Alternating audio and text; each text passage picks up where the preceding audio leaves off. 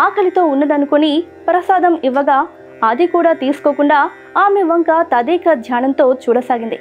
మరి నీకు కావాల్సిందేంటి అని జయలక్ష్మి అమ్మ అడగ్గా, నాకు నా పరివారానికి, అసలు నేను తిరగడానికి, ఉండడానికి ఈ స్థలమే సరిపోవడం లేదు, నాకు పెద్ద గుడి కావాలి అంది. ఒక్కసారిగా అమ్మకు నాగదేవతయే వృద్ధురాలు రూపంలో వచ్చిందని గమనించి, అమ్మా నీ అనుగ్రహం ఉంటే తప్పకుండా పెద్ద గుడిని కట్టిస్తాను తల్లి అని వాగ్దానం చేసింది. అప్పుడు వృద్ధురాలు రూపంలో ఉన్న నాగదేవత అమ్మవారు, ధనం గురించి నువ్వు చింతించకమ్మా, నా భక్తులు వచ్చి నీకు అన్ని రకాలుగా సహకరిస్తారు అని చెప్పి రెప్పపాటు క్షణంలో అమ్మ అదృశ్యమైంది. అప్పటి నుండి కుటుంబ సభ్యులతో సహా అందరూ బజరంగ్ లాల్, కాళీ చరణ్ లాంటి మహాభక్తులు అందరూ సహాయ సహకారాలతో గుడిని పూర్తి చేశారు.